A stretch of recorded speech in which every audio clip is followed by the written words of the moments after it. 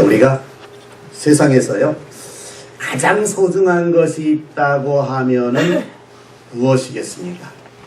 물론 나름대로 여러분들이 나에게 있어서 가장 소중한 것은 무엇일까 생각을 하시겠는데, 정말 우리가 인생을 살아가면서 가장 소중한 것은 바로 가족이 아닌가라는 생각을 합니다. 그렇잖아요. 인생을 살아가면서 여러분들 이런저런 많은 일들도 당하고 이 사람 저 사람 많이 만나기도 하고 하지만 그래도 가족만큼 좋은 것이 어디 있습니까? 내가 웃으면은 함께 웃어줄 수 있고, 내가 좋으면 함께 좋아해 줄 수 있고, 내가 힘들면 함께 힘들어해주고, 또 내 곁에서 나를 늘 붙들어주고 위로해주고 격려해주는 것, 결국 그것이 가족이 아니겠습니까? 그래서 이 가족만큼 소중한 것은 없다. 그런데 우리가 또 믿음 생활하면서 정말 소중한 것이 뭐냐면 믿음의 사람들이다. 믿음의 가족들이다. 우리가 힘들 때 같이 위로해주고 같이 기도해줄 수 있는 그런 믿음의 가족들이 있다고 하는 것이 얼마나 좋은 일인가. 그래서 누군가의 어려움에 같이 참여하고 동참한다는 것, 그것보다 아름다운 것이 없을 줄로 압니다. 우리가 이제 4월 달에는 이 사랑에 대해서 정말 사랑을 실천하자 이런 말씀을 여러분들에게 많이 하고 있는데, 정말 우리가 우리의 형제들, 우리의 성도들을 같이 사랑하면서 그 사랑에 동참하는 이러한 삶을 살아가는 것은 대단히 중요하다. 그래서 이제 오늘은요 빌립보서 4장 10절에서 14절의 말씀을 가지고 동참하는 영성이다, 이런 제목으로 같이 은혜를 나누기를 원합니다. 자, 우리 주 예수 그리스도께서는 하늘 영광 버리시고 이 땅에 내려오셨습니다. 왜 예수님께서 이 땅에 내려오셨죠?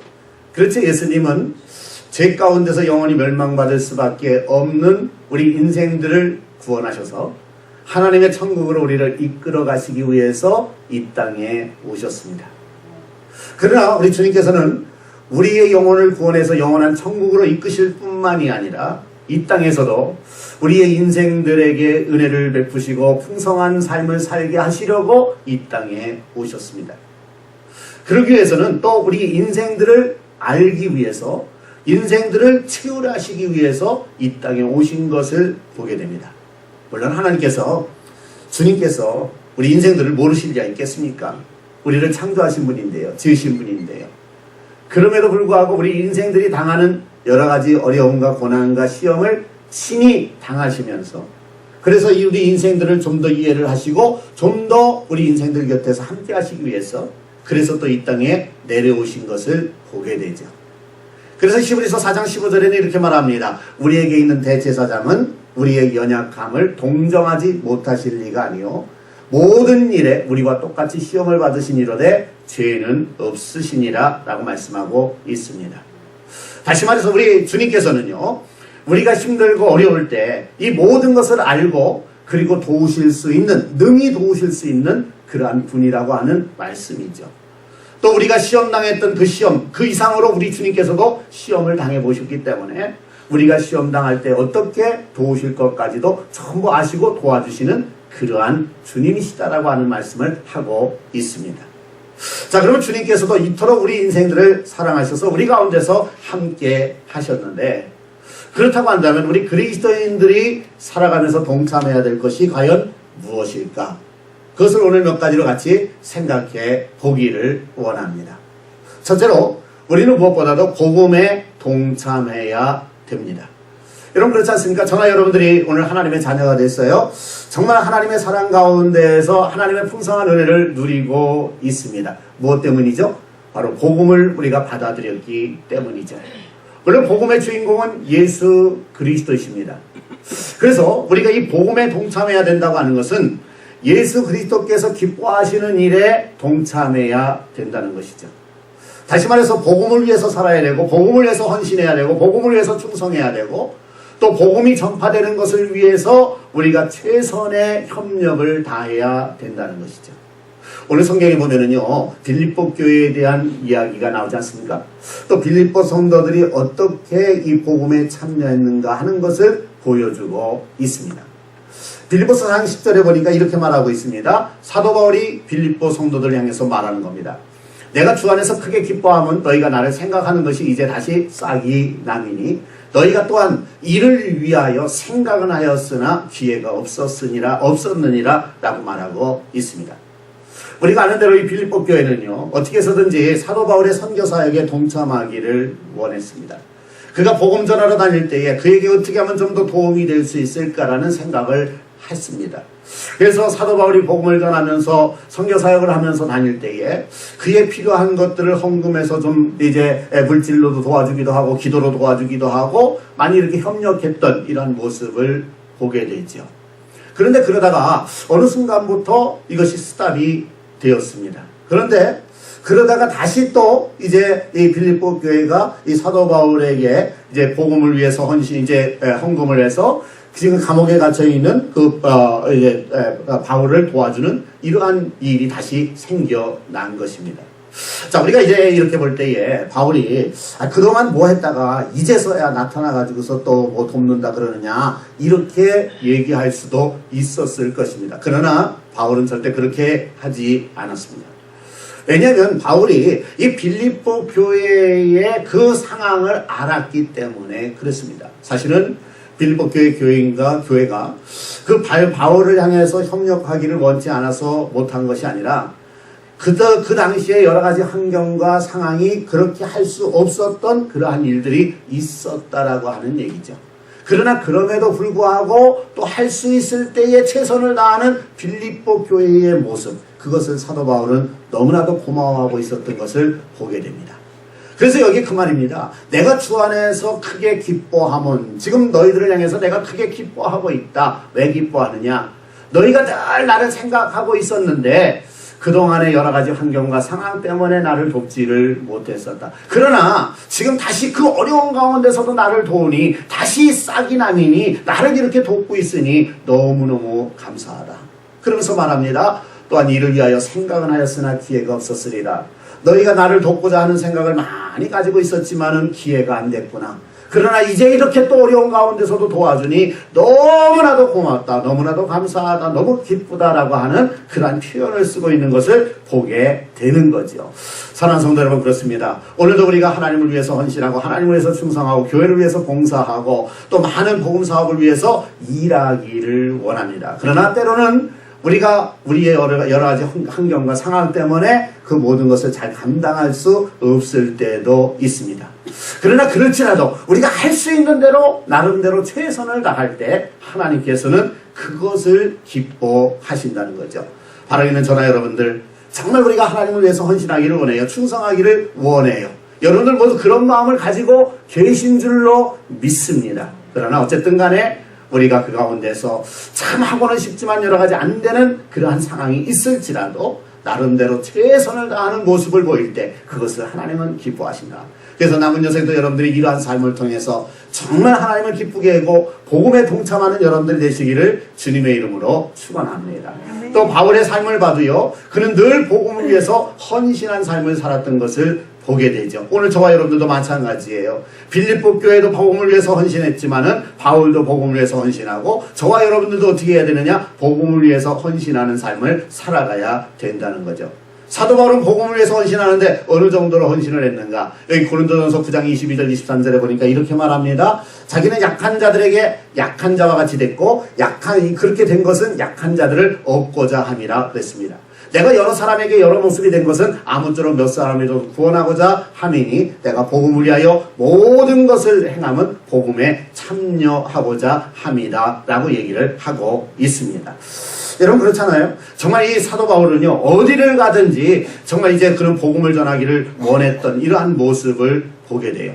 그래서 지식 있는 사람들한테 무식하게 행동하면 안 되잖아요. 그러니까 지식 있는 사람들에게는 지식 있는 것처럼 행동하고, 사실 또 지식도 있었고요. 네.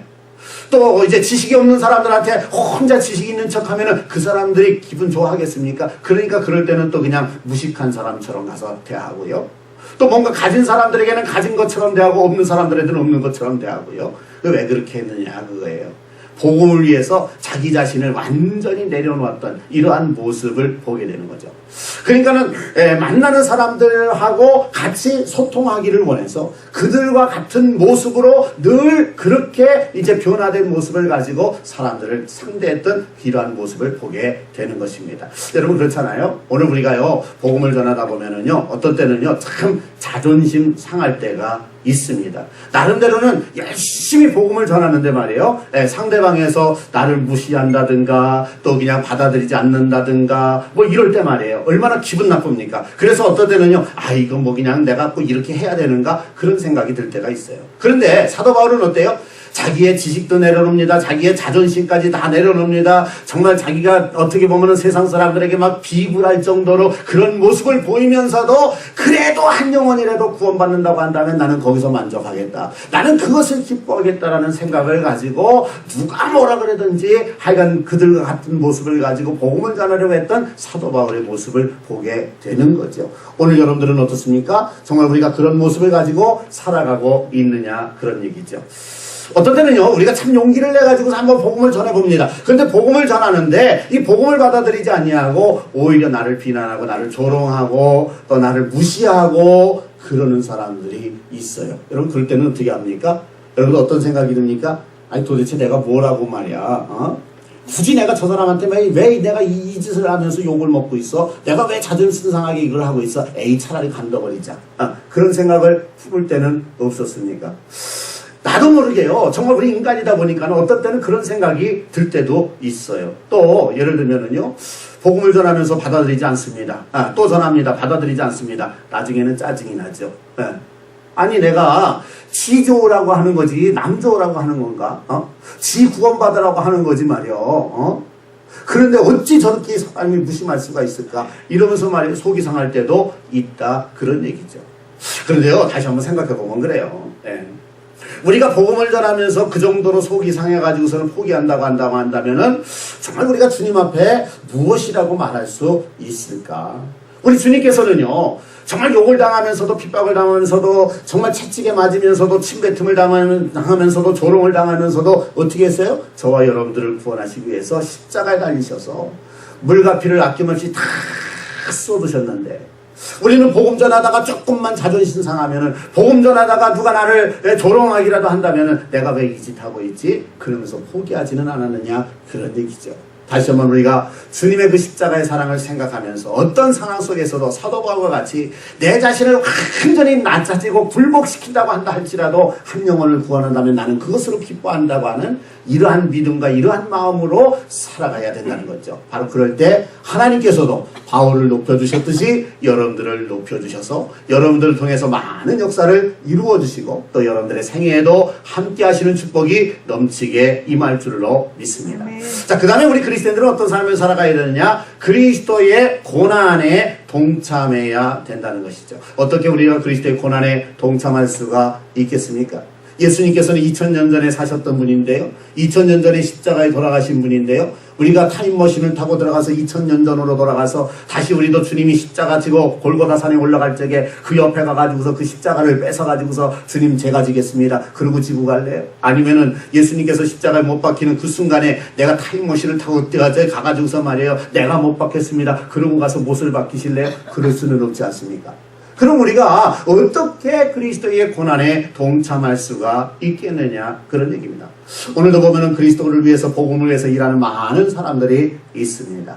물론 우리는 우리 스스로가 그러한 일을 할 수도 있습니다. 그러나 우리 스스로 그런 일을 하지 못할 때는 또 그러한 일을 하는 사람들을 같이 협력하고 돕고 기도하고 또 이제 물질적으로도 베풀 수 있으면 베풀어주고 이러한 삶을 살아가는 것. 이것이 다 그리스도의 고난에 동참하는 방법이라고 하는 사실이죠. 이 바울은요 빌립보 교회 성도들을 굉장히 귀하게 여겼습니다. 이 빌립보 교회 성도들을 귀하게 여긴 이유가 무엇인가? 빌립보서 4장 14절에 보니까 이렇게 말합니다. 그러나 너희가 내 괴로움에 내 고생에 함께 참여하였으니 잘하였도다 라고 얘기를 하고 있습니다. 자, 지금 사도 바울이 감옥에 가 있습니다. 복음을 전하다가 지금 로마 감옥에 갇혀 있는데 너희가 내 괴로움에 참여했다. 그러면은 빌립보 교회 교인들이 말이에요. 모두 그냥 대질버스로 타고 와가지고서 말이에요. 그래가지고 그 로마까지 와가지고서 감옥에 다 들어왔다는 얘기입니까? 그것은 아니지 않습니까?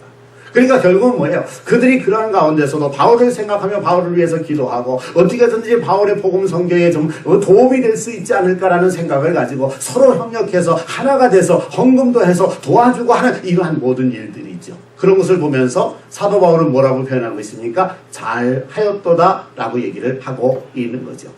오늘도 마찬가지입니다. 우리가 이왕이면 신앙생활 하는데 하나님 앞에서 악하고 게으른 종이라고 하는 말을 들으면 안 되겠다 그런 얘기죠. 이왕이면 우리가 참 착하고 충성된 종이었다, 참 잘했도다 이런 소리를 들어야 되지 않겠는가. 이왕이면 여러분들 정말 복음에 참여하고 고난에 참여하는 이러한 삶을 통해서 정말 하나님께 영광 돌릴 수 있는 저와 여러분들이 되어주시기를 바랍니다. 네. 어떤 때는요, 내가 복음에 참여하다 보면 내가 힘들어질 때가 있어요. 내가 더 그걸로 인해 가지고서 고통을 당하는 그러한 경우도 있을 수가 있습니다. 그러나 그럴지라도 주님이 기뻐하시는 일이라고 한다면, 주님이 원하시는 일이라고 한다면은 내 몸을 드릴 수 있고 내 마음을 드릴 수 있고 내 물질까지도 드릴 수 있는 그러한 삶을 살아가는 것, 이것이 바로 고난에 동참하는 것이다. 어떻게 보면 그것은 좁은 길이죠. 좁은 길이기 때문에 많은 사람들은 이 길을 가려고 하지 않죠. 내가 왜 그런 손해를 보면서 살아가야 되는가? 내가 왜 그 고난에 동참해야 되는가? 라는 생각을 하면서 이제 그러한 일들을 마다하려고 하는, 피하려고 하는 이러한 모습들을 보게 됩니다. 그런데요, 우리가 정말 보면은요, 참 이 고난의 길에 한번 동참해 볼 때에 거기에서 오는 좋은 결과들을 맞이하는 경우도 많이 있습니다. 이번에도 한국에 보니까 이제 총선이 있지 않았습니까? 그런데 이제 국민의당에 안철수라고 하는 사람이 있습니다. 근데 그 사람이 이제 그 더민주당에서 나오지 않았습니까? 더민주당에서 나올 적에 당시에 많은 그 이제 국회의원들이 이걸 같이 따라 나와야 되나 말아야 되나 고민이 대단히 많았던 이러한 모습들을 우리가 보게 되지 않습니까? 특별히 이제 호남 지역에 있는 국회의원들이 이걸 내가 안철수를 따라가야 되나 말아야 되나 굉장히 고민했던 그러한 모습들을 보게 돼요. 그런데 아무래도 이거는 민주당에서는 안 되겠다. 그래가지고서는 이제 거기에서 탈당해서 나와 보니까는 이게 갑자기 또 국민의당에 그냥 그 인기가 푹 식어들지 않습니까? 그러니까 이거 잘못 나왔다 생각을 하면서 말이에요, 굉장히 고민하지 않았겠는가 그런 생각을 합니다. 그러다 보니까는요, 같이 따라서 나오려고 하던 사람들 딱 보니까는 저거 저쪽으로 갔다가 큰일 나겠네, 가지 말아야 되겠다. 그래가지고서는 그때 이제 딱 스탑을 하고 그냥 민주당에 남아 있었던 사람들도 있었습니다. 근데 결과가 어떻게 되죠? 지나놓고 보니까는요, 그때 같이 그 고난에 동참하겠다고 나온 사람들은 다 국회의원에 당선이 되고요, 도로 다 당선이 되고요. 그때 눈치를 보면서 잠깐 저기 나간 사람들 보니까 저거 굉장히 힘들어지네, 안 되겠다 그러고 남아있었던 민주당의 국회의원들은 이번에 출마한 사람들이 전부 탈락했던 이러한 모습을 보게 되지 않습니까? 참 인생이라고 하는 것은 묘하다 그런 생각을 하게 돼요. 여러분, 그렇습니다. 오늘도 우리가요, 편안하게 살려고 한다고 해서 그것이 진짜 편안하게 되느냐? 꼭 그렇지만은 않다고 하는 그러한 얘기죠. 이왕이면 우리가 주님을 위해서 헌신하고 주님을 위해서 고난받을 수 있는 길이 있다고 한다면은 오히려 기쁨으로 참여하는 것, 그것이 바로 우리 믿음의 사람이 아닌가 그런 생각을 합니다. 특별히요, 저와 여러분들은 소망을 가지고 있지 않습니까? 무슨 소망을 가지고 있어요? 하늘의 소망을 가지고 있단 말이에요. 그래서 하늘의 소망을 가진 그리스도인들은 환경을 초월해서 주님께서 기뻐하시는 삶을 살아가야 될 줄로 믿습니다. 계산하면서 이것 따라가다가는 내가 손해보지 않을까, 이것 따라가다가는 내가 괜히 피해를 보지 않을까, 그게 아니라 정말 주님이 기뻐하시는 일이라고 한다면은 환경을 초월하고 상황을 초월해서 우리는 뭐예요? 주님을 쫓아가야 된다는 것이죠. 그럴 때 하나님께서도 우리에게 가만히 놔두시겠습니까? 결코 그렇지 아니하다라는 거죠. 베드로전서 4장 13절에 보니까 이렇게 말씀하고 있습니다. 오히려 너희가 그리스도의 고난에 참여하는 것으로 즐거워하라. 그리스도의 고난에 참여하는 거 힘들어하지 말고 괴로워하지 말고 그것 때문에 막 속상해하지 말고 오히려 즐거워하라고 말씀하고 있습니다. 왜 그렇습니까? 우리 하나님은 결코 그냥 놔두시는 하나님이 아니다. 우리 하나님은 갚으시는 하나님이다라고 하는 것을 여기 베드로전서에서 말씀하고 있습니다. 그래서 너희가 그리스도의 고난에 참여하는 것으로 즐거워할 때 어떻게 된다고요? 이는 그의 영광을 나타내실 때에, 우리 주 예수 그리스도께서 이 땅에 다시 오실 때에 너희로 즐거워하고 더 기뻐하게 하려 함이니라. 우리에게 하나님께서 면류관을 예비하시다가 허락해 주신다라고 하는 말씀이죠. 여러분, 그래요. 오늘 우리가 복음의 일을 헌신하고 충성하는 것은 대단히 중요하다. 어떤 때는요, 이것이 손해보는 것 같아요. 그러나 주님 오실 때에 어떻게 한다고요? 누가 갚아주신다고요? 주님께서 갚아주신다라고 하는 말씀입니다. 여러분, 저와 여러분들은요, 참 감사한 것이 뭐냐면 제 자신도 부족하고 여러분들도 그렇잖아요. 그런데 그럼에도 불구하고 하나님께서는 우리를 구원해 주시고 하나님의 자녀 되게 하시고 하나님 나라의 백성이 되게 하시고 또 무엇보다도 하나님 나라의 국가대표가 되게 하신 줄로 믿으시기를 바랍니다. 여러분, 하나님 나라의 국가대표예요? 할렐루야. 그렇게 생각하고 사시기를 바랍니다. 어디 가든지 여러분들은 하나님 나라를 대표하는 자들이다, 그런 얘기예요. 예. 한국에 가든지 미국에 있든지 저 어디 뭐 소련에 가든지 어디 가든지 여러분들은 하나님 나라를 대표하는 그리스도인들이라고 하는 그런 얘기죠. 그런데 여러분들 어때요? 여러분들은 주전입니까? 아니면 후보입니까? 보면은요, 이 국가대표 축구 선수나 뭐 야구 선수나 뭐 이런 사람들이 있지 않습니까? 거기도 보면 경기할 때에 같은 국가대표라고 한다 할지라도 주전이 있고 뭐가 있어요? 후보가 있다, 그런 얘기죠. 그럼 누가 더 중요할까요? 주전이 더 중요할까요? 후보가 중요할까요? 주전이 더 중요한 것 같죠? 근데 주전도 중요하고 후보도 중요한 거예요. 맞으면 이제 만약에 주전이 다치게 되면 거기에 같이 뛰어나갈 사람이 없다고 한다 그러면 경기 끝나는 거 아닙니까? 그러니까 후보도 대단히 중요한 겁니다. 자, 그런데 이왕이면 그래도 우리는 뭐가 되기를 원한다? 주전이 되기를 원한다. 할렐루야. 아멘. 그렇잖아요. 여러분, 후보가 되기를 원하시는 분 한 번 있으면은 크게 한번 손 들어 보시기를 바랍니다. 한 사람도 없잖아요. 누가 후보가 되기를 원해요? 이왕이면 주전이 되기를 원하잖아요. 그런데 그럼에도 불구하고 어떤 때는요, 우리가 후보로 이렇게 있을 때가 있습니다. 그렇잖아요. 그런데 그러다가 말이에요, 감독이 이제는 네가 나가서 뛰라 그러면은 후보가 어떻게 될까요?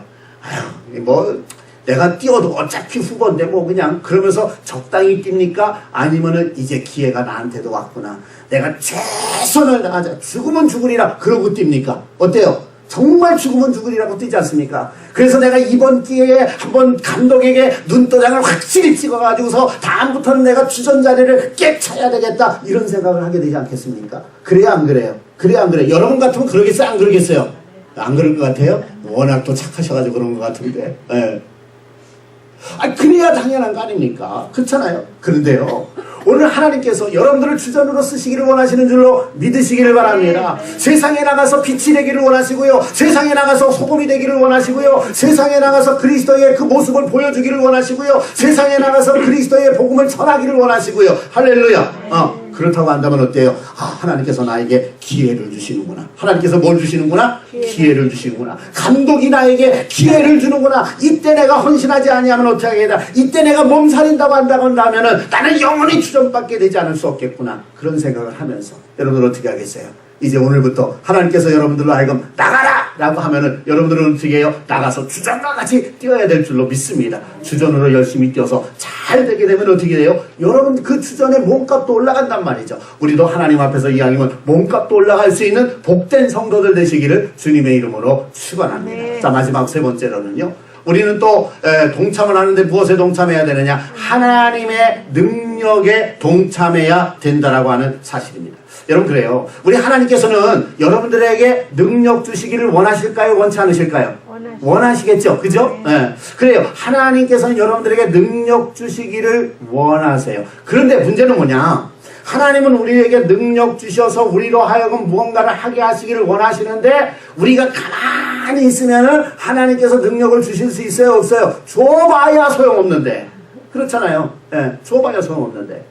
그렇기 때문에 우리가 하나님을 위해서 뭔가 작은 것 하나라도 계속해서 움직이는 삶을 살아갈 때 하나님께서는 그때 우리에게 더 큰 능력을 허락해 주시는 줄로 믿으시기를 바랍니다.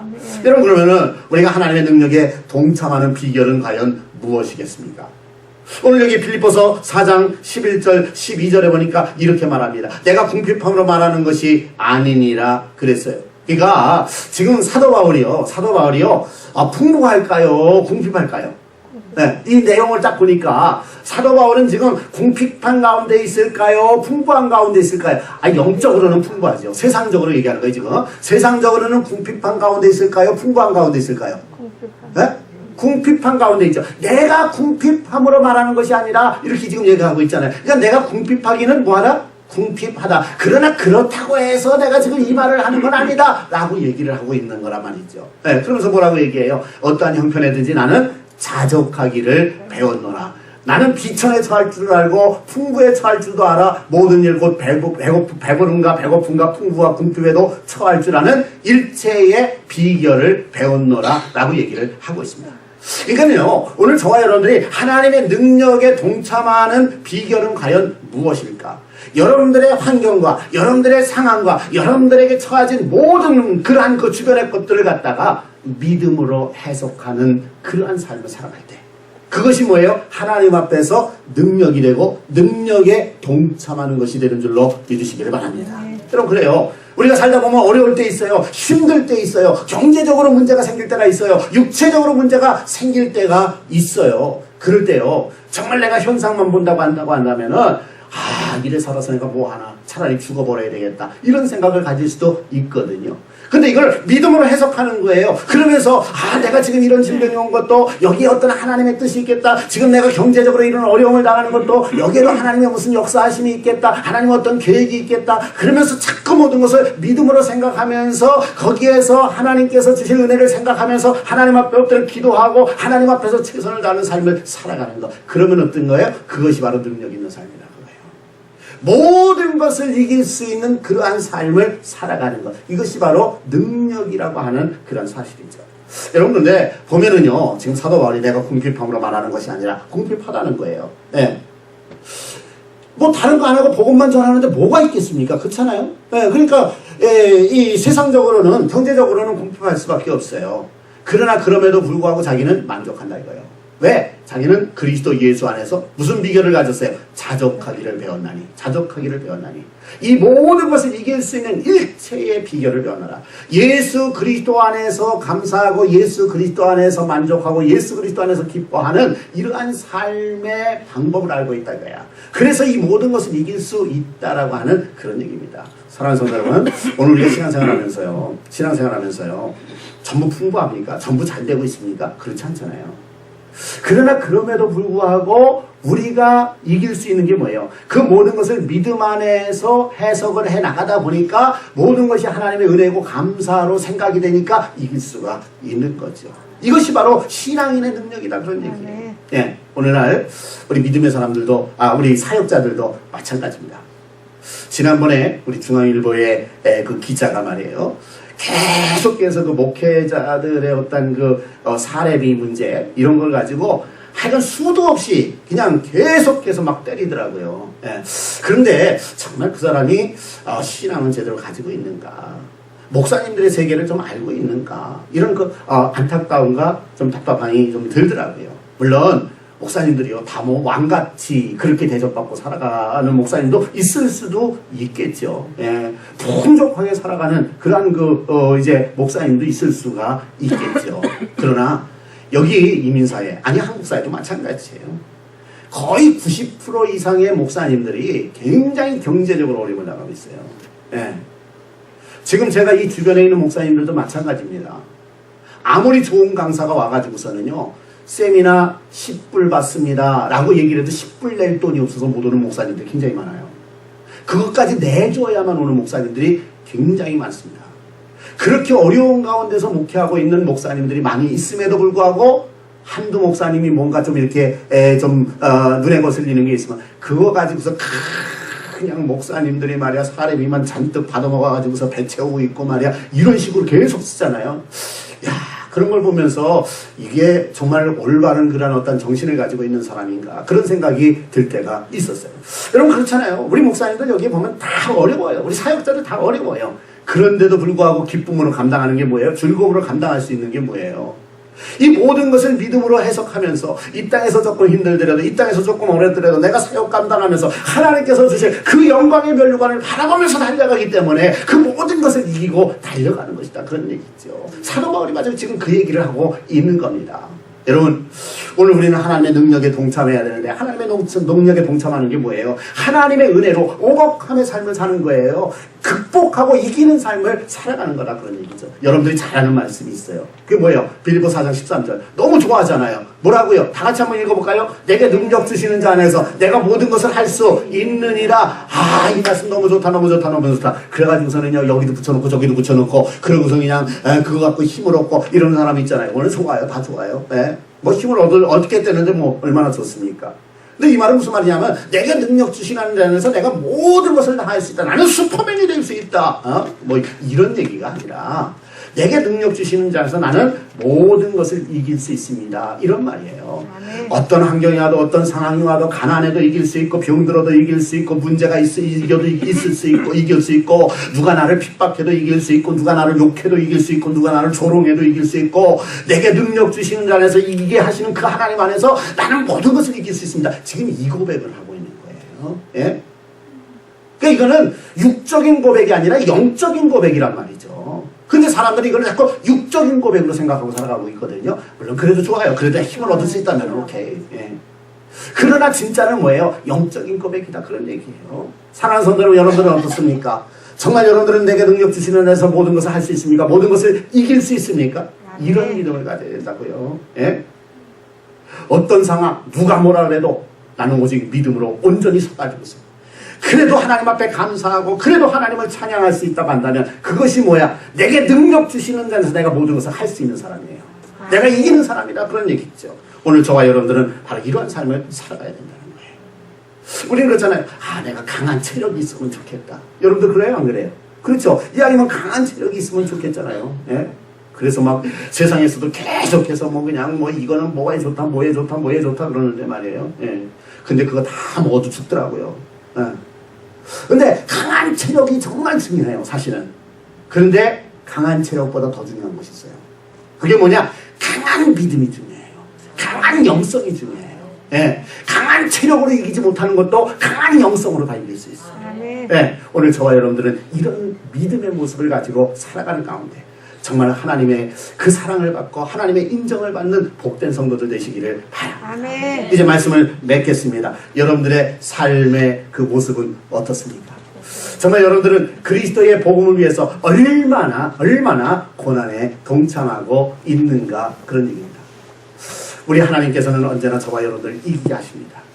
힘든 상황에서도 어려운 상황에서도 정말 육체적으로 고통을 당하는 그러한 상황이 온다고 한다 할지라도 믿음 안에 있는 자는 그 모든 것을 이기고 오히려 감사하고 찬송할 수 있도록 능력을 주세요. 그래서 이기게 하시는 하나님의 능력을 여러분들이 소멸하지 마시고요. 네. 세상적으로 생각하면서 그냥 속상해하고 답답하면 지는 거예요. 그러나 우리가 믿음 안에서 감사하고 찬송하면 이기는 거예요. 그래서 이 믿음을 삶의 원동력 삼아서 정말 하나님 앞에 멋있게 쓰임받는 복된 그리스도인들 되시기를 주님의 이름으로 축원합니다. 기도하겠습니다.